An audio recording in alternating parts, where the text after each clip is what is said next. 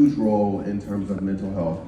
I am in the DMV area, and so prior to this role, I was faculty at Morgan State, and one of the things that we oftentimes talked about was how the community looked. And so when people walk out in their community and they see houses that are boarded up, they see immense poverty, when they see yellow tape from the shooting from the night before, like that creates a trauma, that re-traumatizes people, and it leads to ongoing mental health. And I think it goes back to what Dr. J was saying in terms of really thinking about where is the hope? How do we get people to be hopeful in a space where it's oftentimes to have that hope?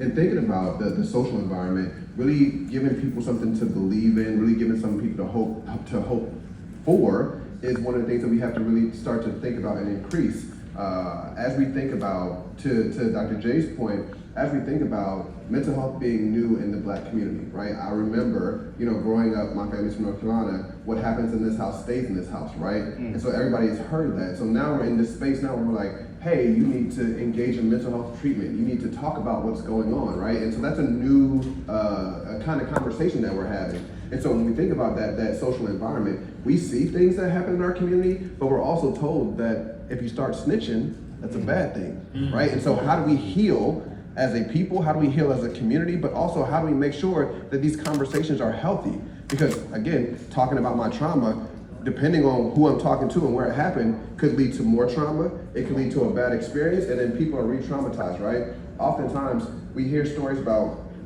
I went to try out therapy, and the therapist, they asked me, what happened in my childhood, right?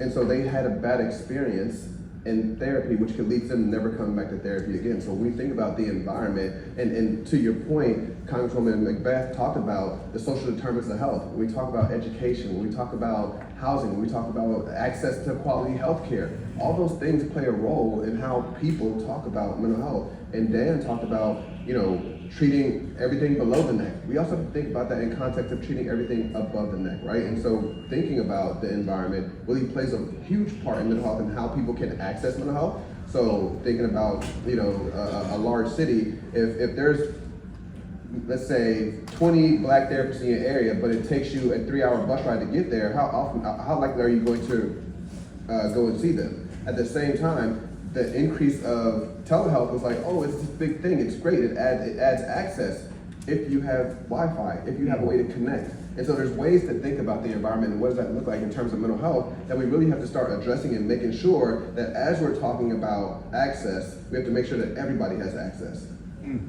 All right, thank you.